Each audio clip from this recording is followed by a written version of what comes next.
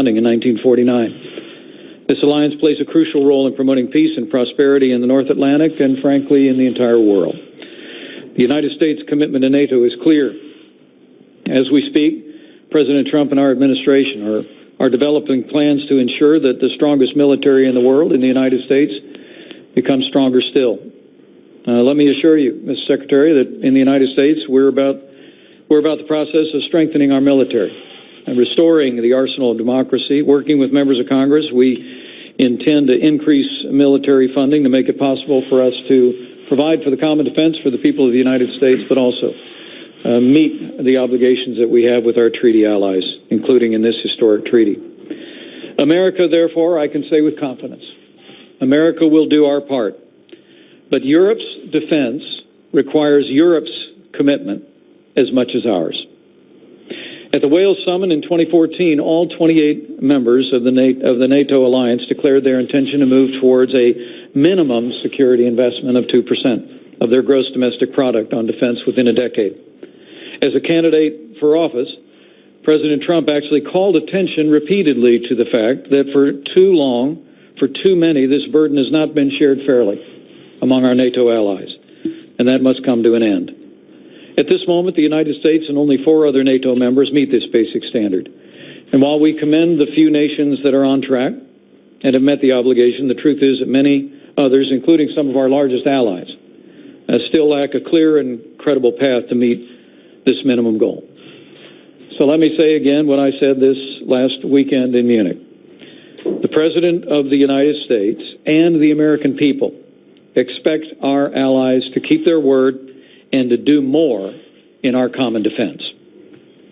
And the President expects real progress by the end of 2017. As Secretary of Defense James Mattis said here in Belgium just a few short days ago, if you're a nation that meets the 2% target, we need your help, encouraging other nations to do likewise.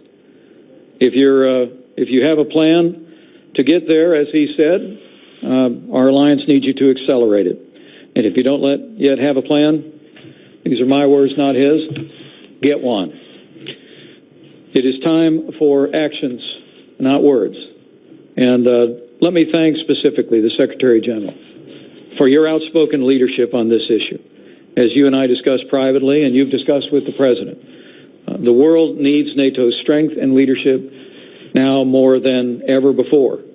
And we are grateful, Mr. Secretary General, that you join us in calling for immediate and steady progress on all of our NATO allies' commitment to our common defense. The truth is, the rise of adversaries new and old demands a strong response from this alliance. In the East, NATO has embarked on improvement in its deterrent posture by stationing 4 combat-ready multinational battalions in Poland and the Baltic states. And as I assured the Secretary General in our meeting today, in the wake of Russian efforts to redraw international borders by force, the United States will continue its leadership role in the Enhanced Forward Presence Initiative and other critical joint actions.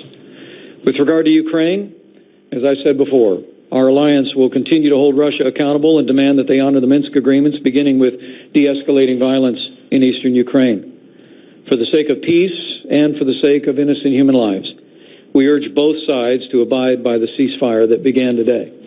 And we pray for peace in Ukraine. Be assured, the United States as well will continue to hold Russia accountable, even as we search for new common ground which President Trump firmly believes can be found. As I said in Munich, though, NATO's continued leadership is also necessary in the fight against radical Islamic terrorism. This, another item that, as a candidate for office, President Trump first raised. As candidate a year ago, he called on NATO to evolve by expanding counterterrorism operations, and we're encouraged to see, under your leadership, NATO is in the process of doing just that. It's hard to speak of these issues in the abstract as I stand here in Brussels. Just now, almost a year ago, that 3 horrific suicide bombings occurred, 33 innocent victims, including 4 Americans, hundreds more injured. I just want to assure the people of Brussels and all the people of Europe that your pain is our pain, your loss is our loss. And it's precisely why the President believes it's essential that NATO continue on this new path of evolving and expanding its mission to be more effective in counterterrorism. We will work tirelessly with our NATO allies to ensure security in our countries and yours. But adapting to these new and ever-shifting challenges must remain a central focus of our collaboration and cooperation. Our alliance needs to intensify efforts to cut off terrorist funding and increase cyber capabilities. We must be, as I said before, we must be as dominant in the digital world as we are in the physical world. And the United States is committed to continuing to work with our NATO allies to achieve that objective for the security of all the nations in our alliance. By building on tactics from the last century with these new century opportunities and challenges, NATO will be better prepared to confront and overcome the new adversaries of the 21st century. Under President Trump's leadership, the United States, I can assure you, is fully committed to NATO's noble mission.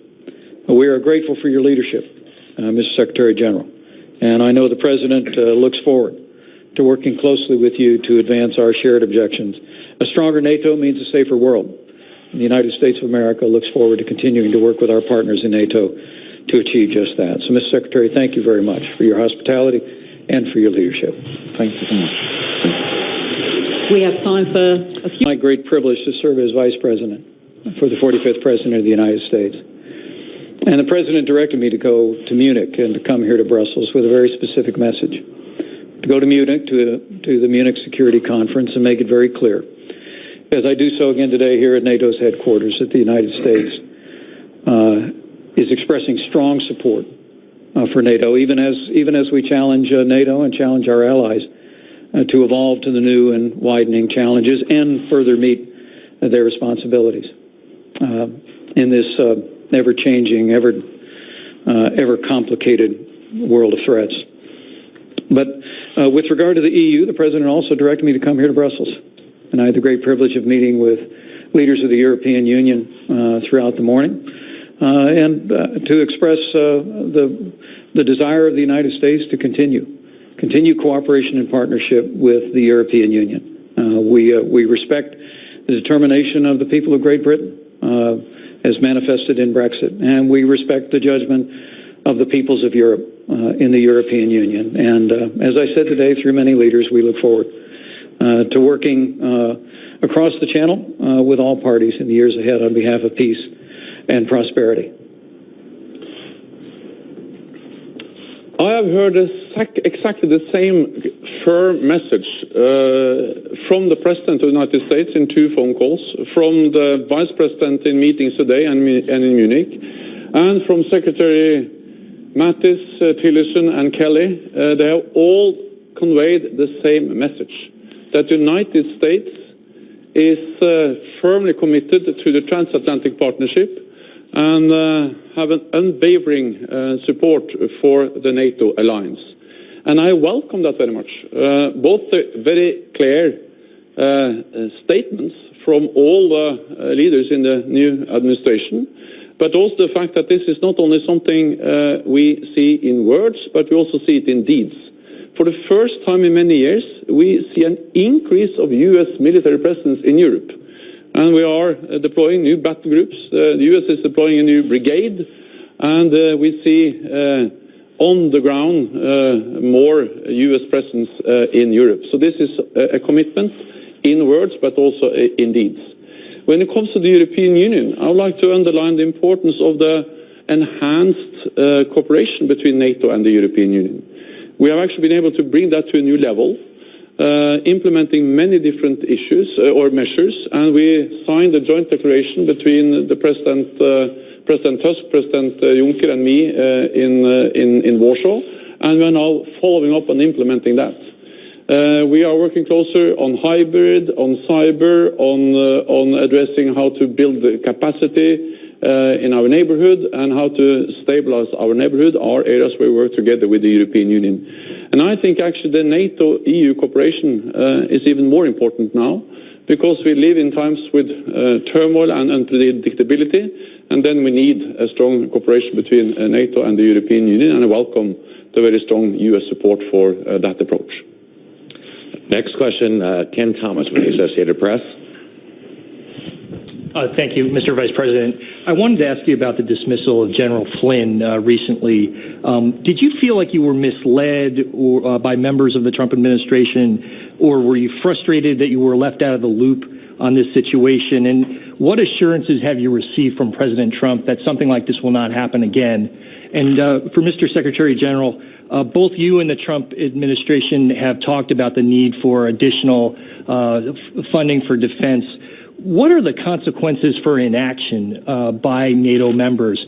Is there any scenario in which the Article 5 commitments might be considered conditional if NATO members do not fulfill their defense spending obligations? Thank you, Ken. Let me say I'm very grateful for the close working relationship I have with the President of the United States, and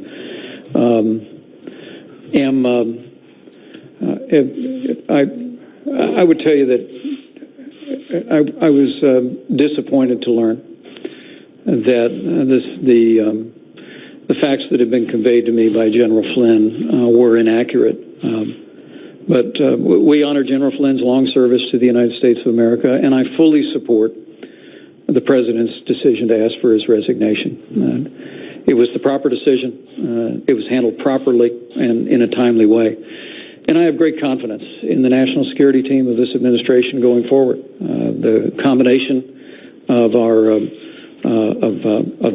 Secretary Mattis, of Director Pompeo at the CIA, of Secretary Kelly at Homeland Security, I think gives the American people great confidence that the team in this administration is providing the leadership and the direction to those agencies, and also to the President of the United States to advance the security of our people. Our collective defense clause, our collective defense commitment is unconditional. It's absolute, and it's the core of the NATO alliance. And I welcome the very strong commitment of the United States to this transatlantic bond and to this collective defense clause. At the same time, I fully support what has been underlined by President Trump and by Vice President Pence today, the importance of burden sharing. And I think we have to remember that this is not only something that the U.S. is asking for, it's actually something that 28 allies agreed. Leaders from 28 NATO allied countries sat around the same table in 2014 and agreed to stop the cuts, to gradually increase defense spending, and then to meet the 2% target within a decade. And the good news is that we are moving in the right direction. After many years of decline, after many years of defense cuts across Europe and Canada, we saw that in 2015 we stopped the cuts the first year after we made the pledge. And then in 2016 we have a significant increase of 3.8% in real terms, or $10 billion. There is a long way to go. Much remains to be done, but at least we have turned the corner and we have started to move in the right direction. I am encouraged by that, and I expect all allies to make good on the promise they made in 2014 to increase defense spending and to make sure that we have a fairer burden sharing. Next question goes to Süddeutsche Zeitung, Daniel Brüssler. Yes, a question to the Vice President and the Secretary General. The German Foreign Minister has called the 2% goal too ambitious and said that more spending would not necessarily lead to more security. Are you disappointed by that, and what would be the consequence if a country like Germany would not hold up to the 2% goal? And a question to the Vice President, if I may. President Trump has repeatedly talked about his war with the press. Since NATO is an alliance of values, can you assure the allies that the freedom of press is not under threat in the United States? Thank you. All allies have committed to the defense investment pledge, meaning to stop the cuts and to start to increase. And that also includes Germany, and it has also been clearly expressed from Germany that they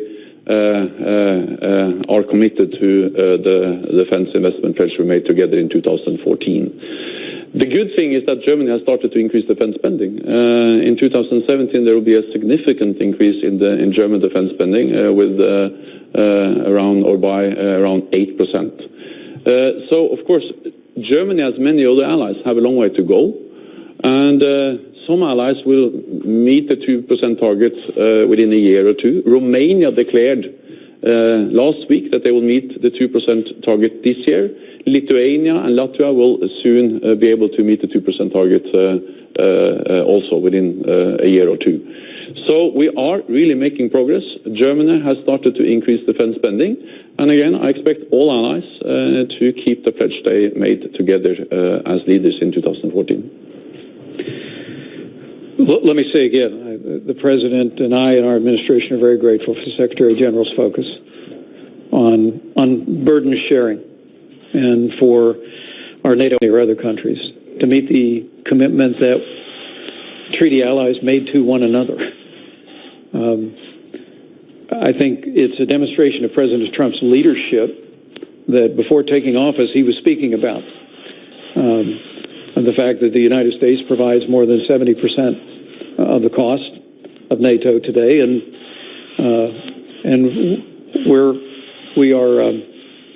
we are committed to continue to do our part, but that the time has come for our NATO allies to step forward. And the Secretary General's strong message on this is in all of our collective interest. I will tell you that I had very productive discussions with Chancellor Merkel.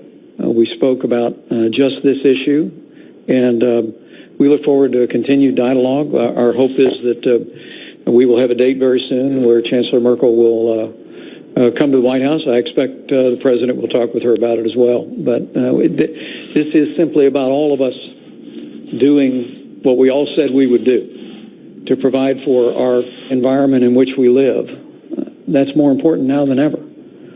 With regard to your second question, rest assured, both the President and I strongly support a free and independent press. But you can anticipate that the President and all of us will continue to call out the media when they play fast and loose with the facts. And the truth is that we have in President Trump someone who has a unique ability to speak directly to the American people. And when the media gets it wrong, I promise you President Trump will take his case straight to the American people to set the record straight. Next question, Julian Barnes with the Wall Street Journal. Mr. Vice President, over here. You said the U.S. commitment to the EU was steadfast and enduring. Is the administration opposed to further disintegration of the EU, further countries exiting?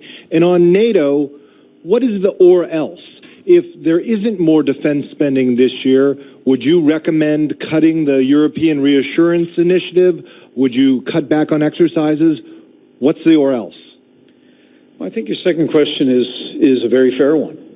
What is the or else? I think when Secretary Mattis was here, he spoke very plainly here at NATO's headquarters about the frustration of the American people that as our country continues to make investments in Europe's security, we see European countries falling behind. The President really put this issue front and center before the American people in his campaign for president, and frankly, it struck a very resonant chord. And so I don't know what the answer is to or else, but I know that the patience of the American people will not endure forever. The commitment that we have made to one another, that the American people are keeping with the people of Europe in NATO, is a commitment that the President of the United States and the American people expect our allies in Europe to keep as well. And but failing that, questions about the future we'll just leave in the future as hypotheticals. But I have to tell you, with the Secretary General's strong leadership, having made the issue of burden sharing his top priority, having a partnership with so many countries across NATO who, in my meetings over this weekend, have expressed a desire to step forward and keep their word. I'm very encouraged about the progress. But what you see happening here is, in a very real sense, the result of American leadership. In President Trump, we have a president who is stepping forward. He's expressing American leadership not just on the issue of funding, but also on his call last year that NATO should evolve to widen its tactics to include counterterrorism as a major focus. And NATO has begun to do that. The United States looks forward to supporting that. With regard to the European Union, my message very simply was that the United States is committed to continuing our partnership with the European Union. And I wanted to make that very clear. We understand the relationship between our economies. We understand the deep heritage of member states in the European Union with people in the United States of America, and looking for ways that we could reassure this weekend leaders of the European Union of our commitment to ongoing cooperation and maintaining that partnership in the years ahead is hopefully a resonant message that came through, and it was my great privilege to be here to deliver it. Let me just add that the focus of the alliance is on how can we make sure that we succeed in delivering on what we agreed about fair burden sharing and increased defense spending. And therefore I will not speculate so much about or else, what will happen if we don't succeed. But we heard a very firm and clear message from the United States. We have heard it from the President, we heard it from the Vice President and from Secretary Mattis at the Defense Ministerial meeting. So I think that just underlines the importance of making sure that we move, that we succeed in increasing defense spending across Europe and Canada. And the good thing is that we have started. 3.8% real increase in 2016 is a significant step, but it's only one step in the right direction. We need much more. Let me also add that we need both to spend more, but we also need to spend better. So the focus of the alliance, the focus of the defense ministers, but also in our cooperation with the European Union, is how can we increase efficiency, how can we develop cooperation, how can we make sure that we address the fragmentation of especially European defense industry, so we can reduce costs and get more out of the money we invest in our defense. But there is no way we can choose between either spend more or better. We need to spend both more and better. So what we committed in 2014 was not either to spend more or to spend better, but it was to spend 2% of GDP in a better way, and we are addressing both things, and we are moving forward on both tracks.